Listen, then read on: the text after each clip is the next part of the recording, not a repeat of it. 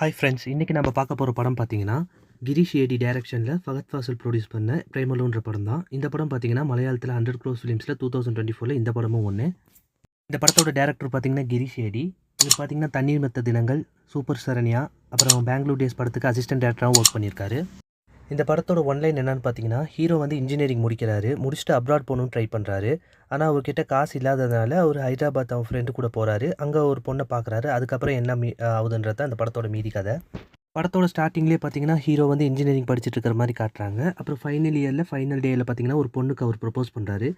இவர் எப்பயுமே பார்த்தீங்கன்னா அந்த காலேஜில் வந்து எப்பயுமே வந்து குடிச்சிட்டு அந்த மாதிரி தான் சுற்றிட்டு இருப்பார். அதனால் அந்த பொண்ணு வந்து அவரை ரிஜெக்ட் பண்ணுது. இன்ஜினியரிங் 4 வருஷம் முடிச்சுட்டு அதுக்கப்புறம் அவர் அவங்க சொந்த ஊருக்கு போகிறாரு, கேரளாவுக்கு. அங்கே பார்த்தீங்கன்னா இப்போ அவங்க அப்பாவும் அவங்க அம்மாவும் இருக்கிறாங்க. அவங்க அப்பா ஒரு பேக்கரி வச்சு நடத்திட்டு இருக்கிறாரு. அவங்க அப்பாட்ட இந்த மாதிரி காசு கேட்குறாரு, நான் அப்ராட் போகிறேன், யூகே போகிறேன் படிக்கிறதுக்கு அப்படின்னு சொல்லி கேட்பாரு. அதுக்கு அவங்க அப்பா வந்து என்கிட்ட காசு இப்போதைக்கு இல்லை அந்த மாதிரி சொல்லிடுவாங்க.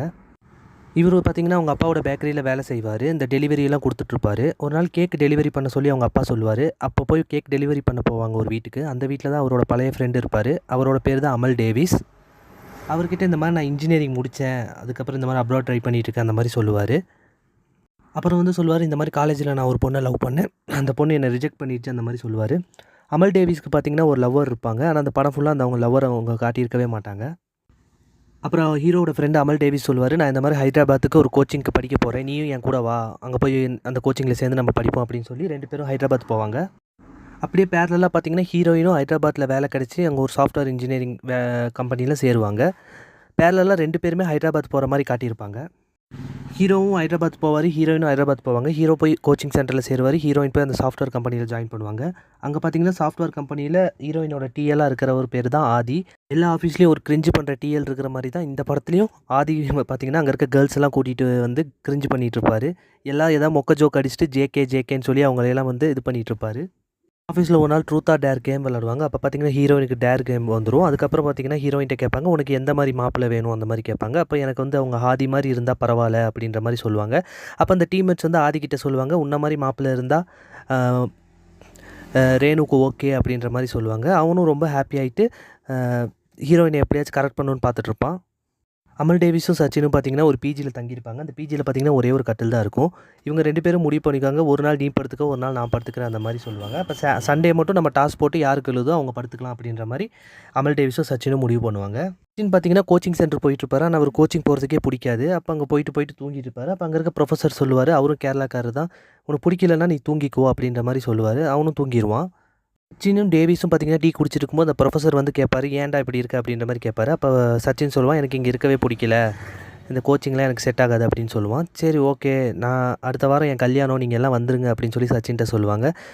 அப்போ அமல் டேவிஸ்கிட்ட சச்சின் கேட்பான், என்ன கல்யாணத்துக்கு போகலாமா அப்படின்ற மாதிரி சரி ட்ரை பண்ணுவோம் அப்படின்ற மாதிரி அமல் டேவிஸும் சொல்லிடுவான். அப்போ வந்து அமல் டேவிஸ் சொல்லுவான், என் கசின் ஒருத்தர் வந்து மினி கூப்பர் வச்சுருக்கான், நம்ம 2 பேரும் அதை எடுத்துகிட்டு கல்யாணத்துக்கு போகலாம் அப்படின்ற மாதிரி சொல்லுவான். அது மாதிரி பார்த்திங்கன்னா ரேணு ஆஃபீஸில் ஒர்க் பண்ணுற ஒரு பொண்ணுக்கும் கல்யாணமாக இருக்கும். அந்த பொண்ணுக்கும் சச்சினோட ப்ரொஃபஸருக்கும் தான் கல்யாணமாக இருக்கும். அவங்களும் அந்த கல்யாணத்துக்கு வருவாங்க. சச்சினும் அவன் ஃப்ரெண்டும் பார்த்திங்கன்னா மினி கூப்பர் எடுத்துகிட்டு வேகமாக அந்த வீட்டுக்குள்ளே போவாங்க. அப்போ அவங்களுக்கு பிரேக் பிடிக்காமல் போயிட்டு ஒரு சிலை மேலே இடித்து நிறுத்திடுவாங்க வண்டியை.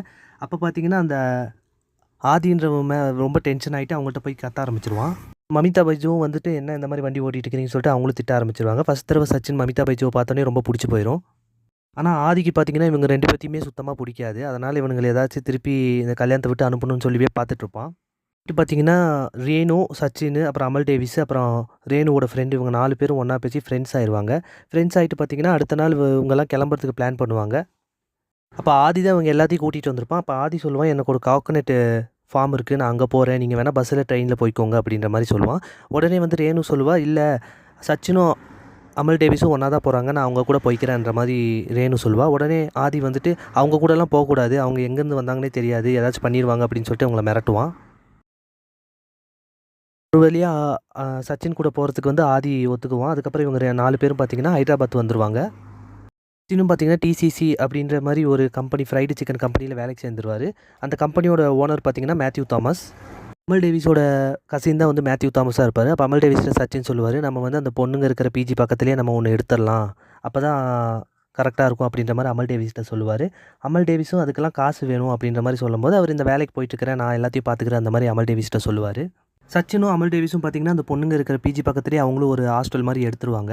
அந்த பொண்ணுங்க இருக்கிற ரூம் பார்க்குற மாரியே ஒரு பால்கனியில அவங்க ஒரு ரூம் எடுத்துருவாங்க. அப்புறம் பார்த்தீங்கன்னா, ரேணுவ ஃபோன் பண்ணி சச்சின் அவங்க டீ குடிக்க கூப்பிடுவாங்க. அப்போ அவங்க 4 பேர் பேசிட்டு இருப்பாங்க டீ கடையில. அப்போ வந்து சச்சின் சொல்லுவாரு, "இன்னைக்கு நைட்டு ஒரு பார்ட்டி இருக்கு. நம்ம போலாமா?" அப்படின்னு சொல்லி கேட்பாங்க. அப்ப அவங்க சொல்லுவாங்க, "நாங்க எதுக்கு வரணும்?" அப்படின்ற மாரி கேட்பாங்க. அப்ப சொல்லுவாங்க, "இந்த மாரி பொண்ணும் பையனும் போனா தான் அலவுடு அந்த பார்ட்டிக்கு." அப்படின்ற மாரி சொல்லுவாங்க. ரேணு ரூமில் பார்த்தீங்கன்னா, மொத்தம் அவங்க ஃப்ரெண்டோட சேர்த்து இன்னும் 2 பேர் இருப்பாங்க. மொத்தமா 3 பேர் இருப்பாங்க. அப்போ வந்து சச்சின் கிட்ட வந்து ரேணு சொல்லுவா, "என் ஃப்ரெண்டும் வரேன்னு சொல்றா. அப்புறம் அவனுக்கு பேருக்கு நம்ம என்ன பண்ணுறது?" அப்படின்ற மாரி சொல்லுவாங்க. அப்போ சச்சின் சொல்லுவாரு, "இல்ல நம்ம ரெடி பண்ணிக்கலாம்." அப்படின்ற மாரி சொல்லுவாங்க. உடனே ரேணு சொல்லுவாங்க, "இல்ல வேணாம் என் ஃப்ரெண்ட் ஆதிய கூட்டிட்டு வரேன்." அப்படின்ற மாரி சொல்லுவாங்க. உடனே சச்சின் சொல்லுவாங்க, "வேணாம் வேணாம் நானே ரெடி பண்ணுறேன்னு" சொல்லுவாங்க. கமல் டேவிஸ் பார்த்தீங்கன்னா, மேத்யூ தாமஸ இந்த மாரி பார்ட்டிக்கு வான்னு சொல்லாம வேற ஒரு காரணம் சொல்லி பார்ட்டிக்கு வர வச்சுருவாரு. அவரு பார்த்தீங்கன்னா, ரொம்ப இன்ட்ரோவெர்ட். அவர் யார்கிட்டயும் அவ்வளவா இது பண்ணி பேச மாட்டாரு. அவரு பார்ட்டிக்கு கூட்டிட்டு 3 பேரும் பேரா உள்ள போவாங்க. ரேணுவோட ஃப்ரெண்டு என்ன நெனச்சுக்குவாங்கன்னா, அமல் டேவிஸ் நம்மள்ட்ட ப்ரொப்போஸ் பண்ண தான் அந்த பார்ட்டிக்கு கூப்பிடுறான் அப்படின்ற மாரி நெனச்சுக்குவாங்க. பார்த்தீங்கன்னா, அமல் டேவிஸ்க்கு ஏற்கனவே ஒரு ஆள் இருக்கும். ஆனா, அத வந்து படத்துல காட்ட மாட்டாங்க. அப்ப அந்த பொண்ணு சொல்லும், "நீ என்ன ப்ரொப்போஸ் பண்ண தானே கூப்ட்டுருக்க" அப்படின்ற மாரி சொல்லுவாங்க.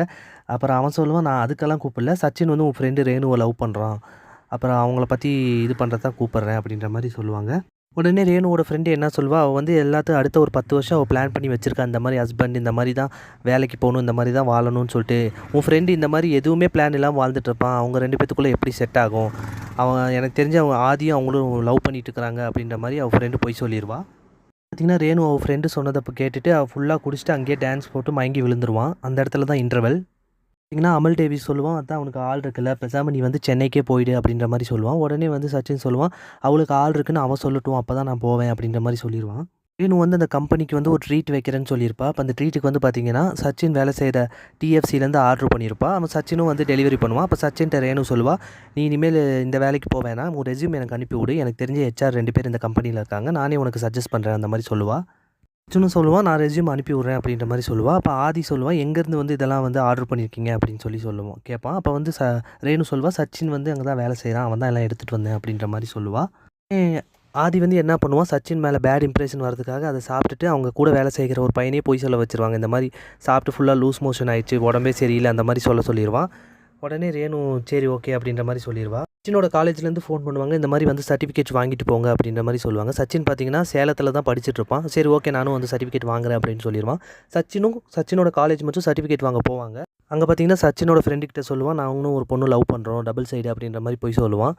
சரி யார் அந்த பொண்ணு அப்படின்ற மாரி அவன் காலேஜ் மேட் சொல்லுவான். அதுக்கு இவன் வந்து யாருன்னு சொல்ல மாட்டான். ஏன்னா ரேணு வந்து சச்சினுக்கு மெசேஜ் அனுப்புவா. இந்த மாரி நேத்து நீ வாங்கிட்டு வந்த சாப்பாடு சாப்பிட்டு எல்லாத்துக்கும் வயிறு சரியில்ல அந்த மாரி சொல்லுவா.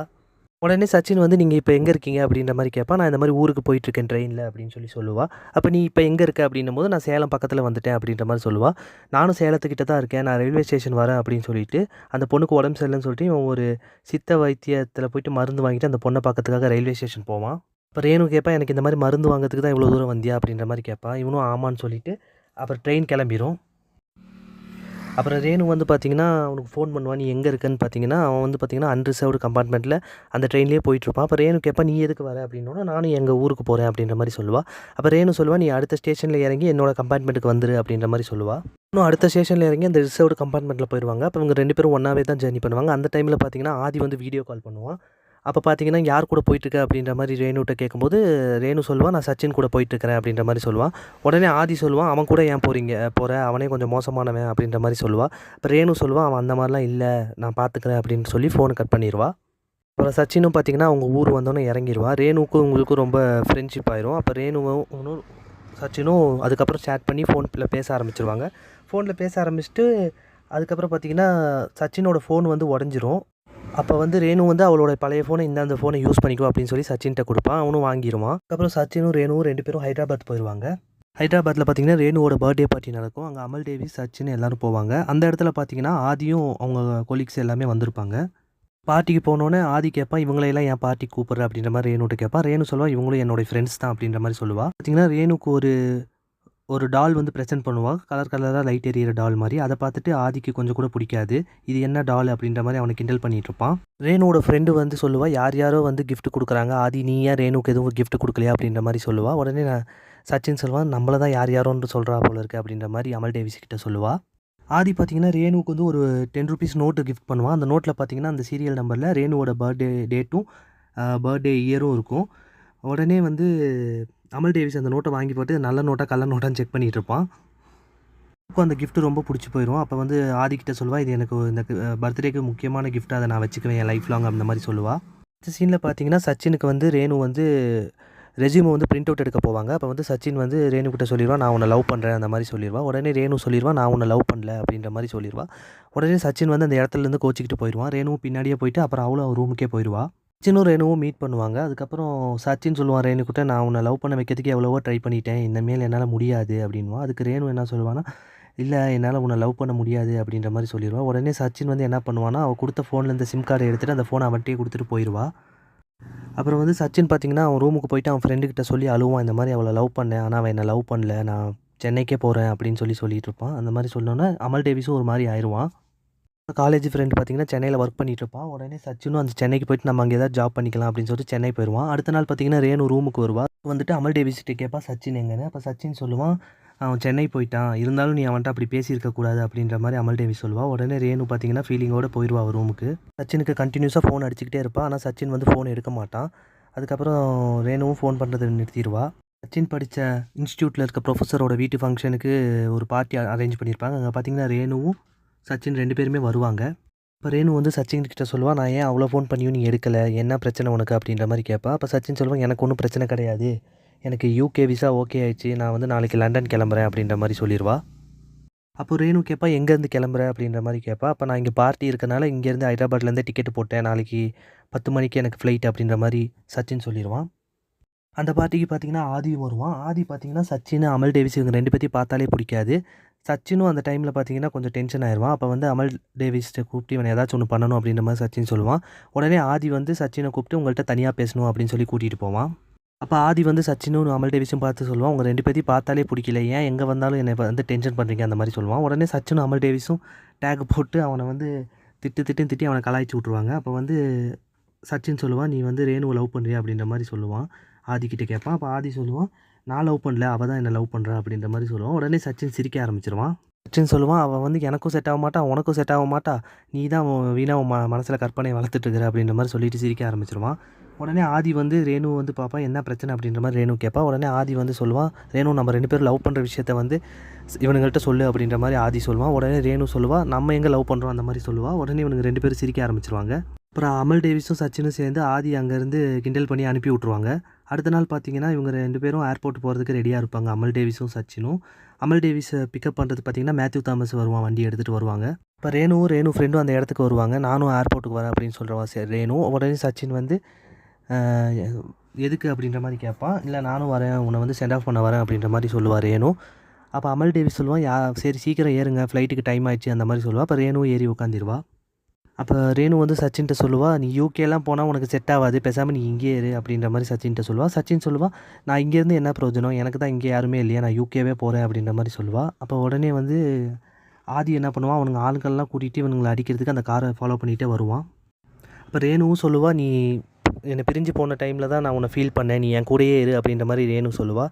அப்போ சச்சின் சொல்லுவான், இல்லை நான் யூகே போய் தான் ஆகணும் அப்படின்ற மாதிரி சொல்லுவான். உடனே ஆதி வந்து அவனுங்க ஆட்களை கூட்டிகிட்டு வந்து வண்டியை வந்து வழி மறைச்சிருவானுங்க.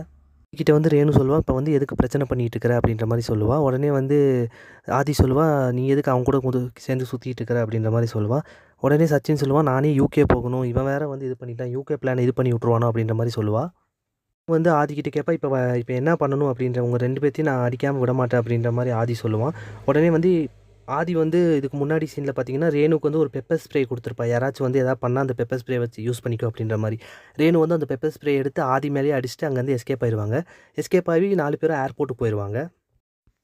ஏர்போர்ட்டு போனதுக்கப்புறம் வந்து பார்த்திங்கன்னா ரேணு வந்து சச்சின்கிட்ட சொல்லுவாள், நான் உன்னை லவ் பண்ணுறேன் அப்படின்ற மாதிரி சொல்லுவாள். சச்சினும் நானும் உன்னை லவ் பண்ணுறேன் அப்படின்னு சொல்லுவாள். சரி நீ யூகே போயிட்டு வா, அதுக்கப்புறம் வந்து நம்ம எதுனாலும் பேசிக்கலாம் அப்படின்னு சொல்லுவாள். சச்சினும் சரி நான் போயிட்டு வரேன்னு சொல்லிட்டு யூகேக்கு ஃப்ளைட் ஏற போவான். ரேணுவும் அமல் டேவிஸும் பார்த்திங்கன்னா திரும்பி காரில் வந்துட்டுருப்பாங்க. இருக்கும்போதே பார்த்திங்கன்னா ரேணு வந்து சச்சினுக்கு மெசேஜ் அனுப்புவாள், அந்த மாதிரி பத்திரமா போயிட்டு வா அந்த மாதிரி சொல்லுவாள். சச்சினும் சொல்லுவான், சரி நீ எனக்காக வெயிட் பண்ணு, நான் எப்படினாலும் வந்துடுவேன் அப்படின்னு சொல்லிட்டு அதோட படம் முடிஞ்சிடும். இந்த படம் பார்த்திங்கன்னா மலையாளத்தில் வந்து 100 crore ப்ளஸ் மூவியில் இதுவும் ஒன்று. ஃபகத் ஃபாசில் ப்ரொடியூஸ் பண்ணி பயங்கர ஹிட் ஆச்சு. தமிழில் பார்த்திங்கன்னா ரெட் ஜெயின் மூவிஸ் ரிலீஸ் பண்ணாங்க. இங்கேயும் வந்து பயங்கர வசூலாகிருக்கு. இந்த படம் பார்த்திங்கன்னா டிஸ்னி ஹாட்ஸ்டாரில் ரிலீஸ் பண்ணியிருக்காங்க. டைம் கிடைக்கும் போது பாருங்கள். One of the best feel good மூவிஸ்னு சொல்வேன் மலையாளத்தில். இன்னொன்று பார்த்தீங்கன்னா நசீலன் அவரோட ஆக்டிங்கை பற்றி சொல்லியே ஆகணும். அவரோட நிறையா படம் நான் பார்த்துருக்கேன். ஜோ தண்ணீர் மத்த தினங்கள், 18+ இந்த மாதிரி நிறையா படம் பார்த்துருக்கேன். ஒன் ஆஃப் த ஃபைனஸ்ட் ஆக்டர்னே சொல்லுவேன் மலையாள இண்டஸ்ட்ரியில். தாமஸும் நசீலனும் அவங்களுக்கான இடத்த வந்து மலையாள இண்டஸ்ட்ரியில் பிடிச்சிட்டாங்க. கண்டிப்பாக இந்த படத்தை பாருங்கள். மறக்காமல் நம்ம சேனலுக்கு லைக் பண்ணுங்கள், ஷேர் பண்ணுங்கள், சப்ஸ்கிரைப் பண்ணுங்கள். அடுத்து என்ன படம் பண்ணலான்னு கமெண்ட் பண்ணுங்கள். தேங்க்யூ.